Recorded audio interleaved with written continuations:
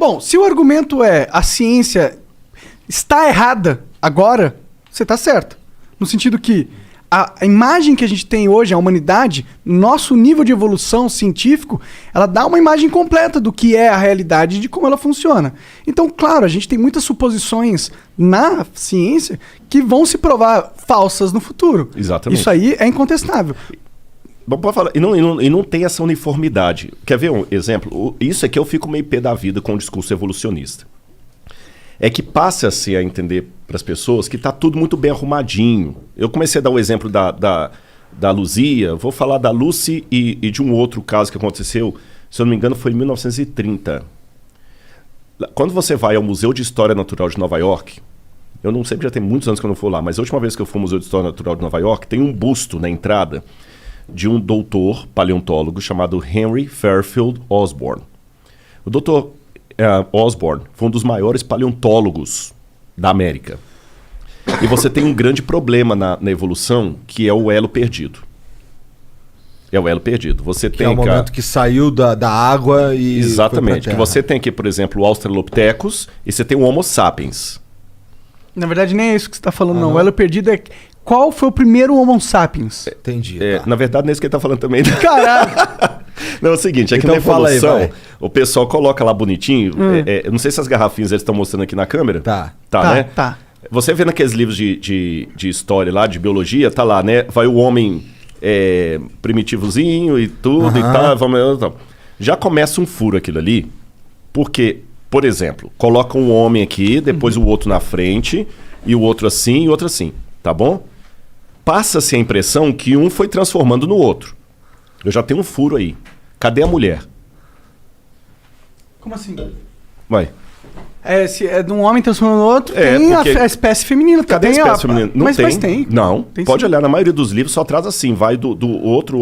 Mas é porque a gente vive numa sociedade que o homem meio que domina, então eles colocam e preferem exemplificar com um homem. Mas as mulheres também passaram, elas estavam lá no mesmo processo. Pô. Agora vamos colocar para você funcionar, porque quando você coloca mulher tem um problema aí. Qual que é o Você problema? tem que coincidir que esse camarada consiga uma fêmea que ele seja geneticamente, biologicamente par, que dá a liga, tá certo? E essa fêmea que dá liga, ela tem que se deixar acasalar com ele para gerar descendente fértil, tá bom?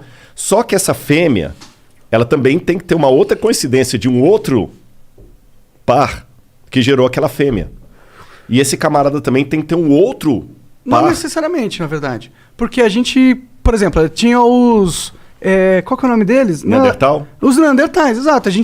Eles eram outra subespécie dentro da genética, mas a gente era plenamente capaz de reproduzir com eles.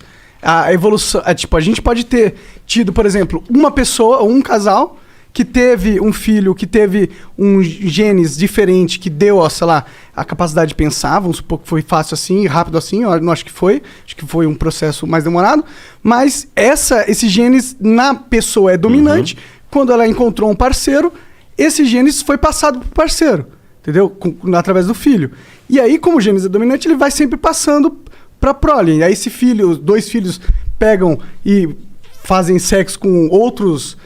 de uma espécie que era um pouco diferente, mas eles têm essa capacidade de produzir, e aí esse código genético dele pega e domina, e aí os filhos deles sempre vão ter. E aí, assim, você tem uma mudança... Concordo em gênero, número e grau, Uhum. mas isso aí só funciona em duas situações. Em primeiro lugar, não tem nenhuma prova que Neandertal coabitou com outra raça que sobreviveu. Aliás, o Neandertal já entrou e já saiu da linhagem humana, da ancestralidade humana, várias vezes. Várias vezes. Entrou e saiu várias vezes. O que tem eu sei muitos é de que- biologia que o Neandertal nem aparece mais. É uma raça que se extinguiu. Ah, entendi. Dessa forma... Nem entrou. Ele não tá como o Australopithecus que tá lá atrás. Sim, eu sei que existem, tipo, você faz aquele negócio 22andMe, que é um negócio de sequenciamento Sim, sim, genético. sim. Aham. E aí eles te dizem qual que é a sua porcentagem de DNA Neandertal. Tem como saber isso. Me lembra depois esse negócio de DNA, que eu vou falar do parentesco com o macaco, que deu 97%. Isso é um lance legal. Demorou. Mas aí, vamos pegar aqui. Eu concordo com o que você falou da questão do gene dominante, recessivo, mais inteligente, menos inteligente. Mas isso só pode funcionar se eu tiver um casal da mesma espécie.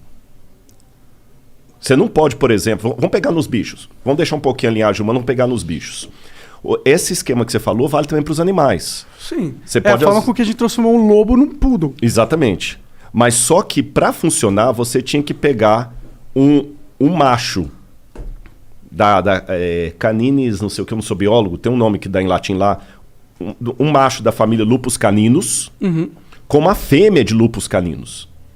Você não pode pegar um Felis leo, que é dos felinos, e cruzar com Lupus caninus, que vai dar uma nova raça. Sim, não existe isso. Você tem que estar, pelo menos, tem que ter uma semelhança genética. Exatamente, ali com vai ter outra... que ser... Mas pode ser uma espécie não necessariamente igual à sua. Pode ser uma outra sim. espécie, uma subespécie bem semelhante. Mas são a mesma espécie.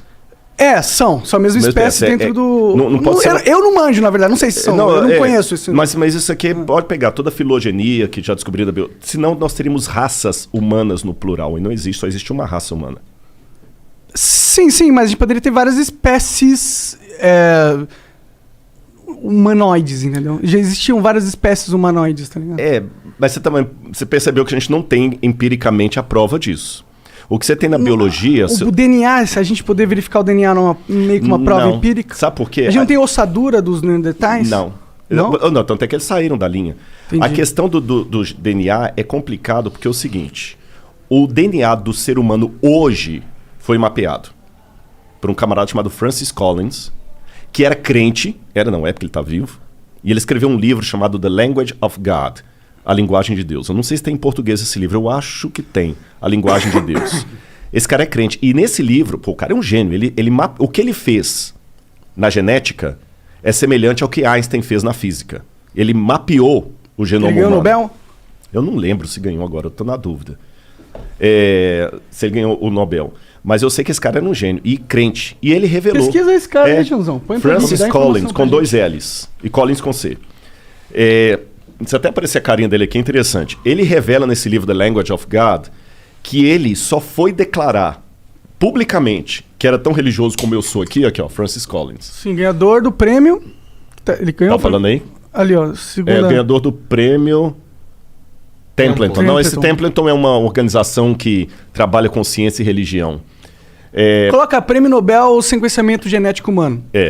Pesquisa aí. Aí eu sei que ele pegou e ele falou que ele só revelou que era religioso, porque se ele falasse que era religioso quando ele estava fazendo a pesquisa... Eles iam tirar os fundos dele. Eles iam dele. tirar os fundos dele porque eles não queriam saber de crente ali. Eu acho que ele é católico até, se eu não me engano. Mas não é imagem, né, caralho? Me dá... Pô, peraí que fica piscando essa porra dessa tela. Mas aí o que acontece? O genoma humano foi mapeado, mas os outros ainda não. Então teve um artigo científico que foi publicado, eu tenho esse artigo lá em casa, que fez a comparação do genoma humano mapeado com outros elementos que não estão totalmente mapeados. E fizeram com o chimpanzé. E deu 97% de semelhança. Acho que 95% ou 97%. 90% e alguma coisa. Sim, eu já ouvi falar que a nossa diferença genética com outros exatamente. chimpanzés aí tá vendo aqui a prova de que nós somos primos dos símios, né? Foi esse cara aí, ó, que ganhou o Nobel pelo... Esse foi Frank esse, Singer. né? Não, então esse foi outro. O Francis Collins não deve ter ganhado, não. Que pena. Eu não sei mesmo. Mas ele é um gênio, esse camarada. Pode crer. Aí o que acontece? Nesse mesmo artigo que fala que nós temos 90% ou 97% de semelhança com o chimpanzé, colocou bem claro as limitações. Em primeiro lugar, o genoma humano foi mapeado. O do chimpanzé não. Está parcialmente mapeado. Então pegou algumas semelhanças do que foi mapeado e descobriu que 95% ou 97%. Só que o mesmo artigo fez também o cruzamento com outros elementos vivos, como por exemplo a banana. E deu 50% de semelhança. Interessantíssimo isso, Então né? nós somos 50% banana? Por que não? Tá Eu entendendo? tenho... Não, desculpa, eu ia falar uma merda. Você tá entendendo? Não, mas eu acho que faz sentido a gente ser 50% banana. Porque se a gente evoluiu todo mundo do mesmo organismo, lá no comecinho da vida, a gente evoluiu todo mundo era uma mesma célula. E a gente divide essa genética na evolução, faz sentido que a gente seja 50% banana. Eu posso dar uma outra explicação tão lógica quanto? Claro. O que você falou pode ser. Sim. Mas trabalhando com a hipótese que a gente não estava lá, lembra um passado que não tem como voltar, não tem como perguntar à minha esposa. Eu posso falar que isso aqui é apenas a digital de Deus. Deixa eu explicar melhor. Quem é entendido de arte, ele não precisa ver a assinatura para saber quem é o pintor. Olha, isso aqui é um Monet. Isso aqui é um Monet. Tranquilo que isso aqui é um Monet. Porque os traços, o jeito é um Monet. O Monet que pinta assim. Ele até sabe dizer se o quadro é falso. Não, o Monet não faz esses tipos de tinta aqui. Então, por que eu não posso dizer que isso indica também uma mesma projeção por detrás de tudo? Você tá entendendo? Mas esse aí é um ponto que eu tendo a concordar. Eu acho que, tipo, a forma com que a vida se estruturou, né, e as regras que ela seguem, o comportamento, não só a vida, mas como a física segue uma lógica, né? Tipo, a física ela é de um jeito, ela não é de qualquer jeito. Ela tem um direcionamento, entendeu? Então, isso, pra mim, é uma das lógicas que fazem eu tender a acreditar em Deus, porque a gente vive num universo direcionado. A gente vive num universo que a gente tem potencial. Tem uma ordem, que tem uma linha. Tem lógica. Exato. Então, isso me faz acreditar que a gente não tá aqui ao acaso. Uma lógica tão bem estruturada. É difícil que, tipo, porra, de todos os lugares que eu poderia estar vivo, eu nasci numa realidade onde a lógica é impecavelmente estruturada. Tudo faz sentido nesse universo, se você souber entender, tá ligado? E isso pra mim é uma evidência de que a gente tá vivendo algo que não é aleatório, tá ligado? É que talvez a gente esteja vivendo uma experiência que vai além da nossa realidade que a gente entende.